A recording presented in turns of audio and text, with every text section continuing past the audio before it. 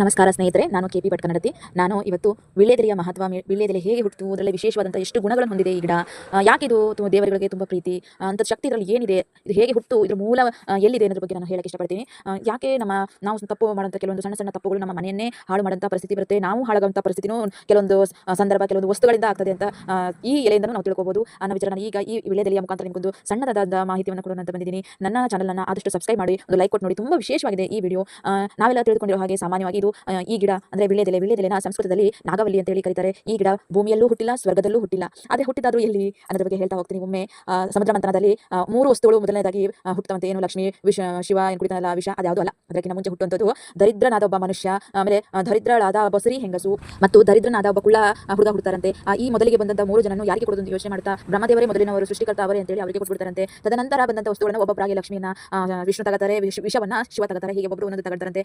ಏನು ಆಮೇಲೆ ಮಂಥನ ಆಗ್ತಾ ಬಂದ ಹಾಗೆ ಅಮೃತ ಏನು ಹುಟ್ಟುತ್ತೆ, ಅಮೃತ ಕಳಶ ಏನು ಸಿಗುತ್ತೆ, ಅದನ್ನ ಧನ್ವಂತರಿ ದೇವರು ತಗೊಬಂದು ಅದನ್ನೆಲ್ಲರಿಗೂ ಹಂಚೋಕೆ ಹೋಗ್ತಾರಂತೆ. ಅದಾದ ನಂತರ ರಾಕ್ಷಸರು ಅವರ ಕೈಲಿರೋ ಅಮೃತವನ್ನ ಕಸಿದುಕೊಂಡು ಓಡೋಗ್ತಾರಂತೆ. ಅದಾದ ನಂತರ ಒಬ್ಬರಿಗೊಬ್ಬರು ದೇವತೆಗಳು ರಾಕ್ಷಸರು ಹೊಡೆದಾಡಕ್ಕೆ ಶುರುವಾಗ್ತಾರಂತೆ. ಅದಾದ ನಂತರ ಶ್ರೀ ಮಹಾನ್ ವಿಷ್ಣುವೇ ಮೋಹಿನಿಯ ರೂಪ ತಾಳ್ಬಿಟ್ಟು ಅಮೃತವನ್ನ ಅವರಿಂದ ಪಡೆದುಕೊಂಡು, ರಾಕ್ಷಸರಿಂದ ಪಡೆದುಕೊಂಡು ದೇವತೆಗಳಿಗೆ ಅಮೃತವನ್ನು ಕೊಡ್ತಾರಂತೆ, ಸ್ವೀಕಾರ ಮಾಡಿ ಕೊಡ್ತಾರಂತೆ. ಅದಾದ ನಂತರ ಅಮೃತ ಸೇವನೆಯಿಂದ ಏನಾಗ್ತದೆ, ಮೋಕ್ಷ ದೊರೆಯುತ್ತದೆ ಅಂತ ಹೇಳಿ ದೇವತೆಗಳು ಅದನ್ನ ಸ್ವೀಕಾರ ಮಾಡ್ತಾರಂತೆ. ಅದಾದ ನಂತರ ಇವರು ದೇವತೆಗಳು ಮಾತ್ರ ತಗೊಂಡ್ರು ಅಂತ ಹೇಳಿ ಮತ್ತೆ ಅವರ ಮಧ್ಯೆ ಜಗಳ ಶುರುವಾಗ್ತದಂತೆ. ದೇವತೆಗಳು ಅಮೃತ ಕಳಶವನ್ನ ಐರಾವತ ಕಟ್ಟಿದಂತ ಸ್ತಂಭದ ಹತ್ತಿರ ಹೋಗಿ ಇಡ್ತಾರಂತೆ. ಆ ಟೈಮಲ್ಲಿ ಯುದ್ಧ ಜೋರಾಗಿ ನಡೀತಾ ಇರುತ್ತಂತೆ. ಐರಾವತ ಹೇಳ್ತಾರಂತೆ, ಅಯ್ಯೋ ನನ್ನನ್ನು ಬಿಡ್ಲಿಲ್ಲ ಇವರು, ನಾನು ಅವ್ರನ್ನೆಲ್ಲರೂ ರಾಕ್ಷಸರನ್ನ ಸದೆ ಬಿಡ್ತಾ ಇದ್ದೆ ಅಂತ ಹೇಳಿ ರೋಷ ಆವೇಶ ಐರಾವತಕ್ಕೆ ಬರಕ್ಕೆ ಶುರುವಾಯ್ತಂತೆ. ಅಂತ ಸಂದರ್ಭದಲ್ಲಿ ಐರಾವತದ ಕಣ್ಣಿನಿಂದ ಬಂದಂತ ಒಂದು ಹನಿ ಅಮೃತ ಕಳಶದ ಒಳಗೆ ಬೀಳುತ್ತೆ. ಅದರ ಹೆಸರೇ ಮದಾರಸ.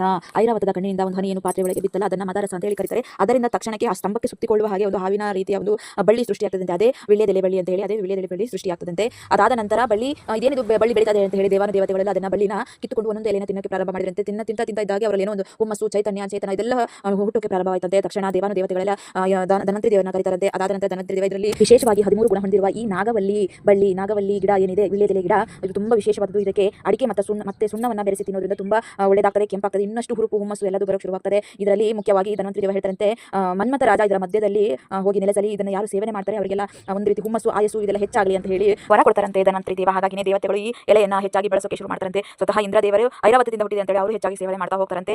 ಈ ವಿಚಾರ ಹೇಗೆ ಬಂತು, ವೀಳ್ಯದೆಲೆ ಹುಟ್ಟು ಹೇಗೆ ಬೆಳವಣಿಗೆ ಆಯಿತು, ಹೇಗೆ ದೇವರಿಗೆ ಇದು ತುಂಬಾ ಇಷ್ಟ ಆಯಿತು ಅನ್ನೋದ್ರ ಬಗ್ಗೆ ನಾನು ಈ ವಿಡಿಯೋದಲ್ಲಿ ತಿಳಿಸಿದ್ದೀನಿ. ಇದರಿಂದ ಎಷ್ಟು ಪರಿಣಾಮ ಆಯಿತು, ಈ ಎಲೆ ತಿನ್ನೋದ್ರಿಂದ ಏನು ಪರಿಣಾಮ ಆಯಿತು, ಹಾಗೇನೆ ಈ ಗಿಡ ತಿನ್ನೋದ್ರಿಂದ ಏನೇನು ಇನ್ನೂ ಹೆಚ್ಚಾಗ್ತದೆ, ಆಯುಷ್, ಅಭಿವೃದ್ಧಿ, ಸಂತೋಷ ಏನು ಹೆಚ್ಚಾಗ್ತದೆ ನೆಕ್ಸ್ಟ್ ವಿಡಿಯೋದಲ್ಲಿ ಹೇಳ್ತೇನೆ. ಹಾಗೇನೆ ದೇವರಿಗೆ ಇಷ್ಟವಾಗುವಂಥ ಎಲೆ ಇದಾಗಿರೋದ್ರಿಂದ ಪೂಜಾ ಕಾರ್ಯಕ್ರಮಗಳಲ್ಲಿ ಈ ಎಲೆಯ ಬಳಕೆ ಹೆಚ್ಚಾಗಿರುತ್ತದೆ. ಈ ಎಲೆಯನ್ನು ಹೇಗೆ ಬಳಸಬೇಕು ಮತ್ತು ಈ ಎಲೆ ಹೇಗೆ ನಮ್ಮ ಭೂಲೋಕಕ್ಕೆ ತಂದವರು ಯಾರು, ಇದರ ಬಗ್ಗೆ ನೆಕ್ಸ್ಟ್ ನಾನು ಮುಂದಿನ ವಿಡಿಯೋದಲ್ಲಿ ತಿಳಿಸ್ತೀನಿ. ತುಂಬಾ ವಿಶೇಷವಾದ ಈ ವೀಳ್ಯದೆಲೆ ಬಗ್ಗೆ ಸಾಕಷ್ಟು ತಿಳಿಯದಿದೆ. ಮುಂದಿನ ವಿಡಿಯೋದಲ್ಲಿ ಸಿಗೋಣ.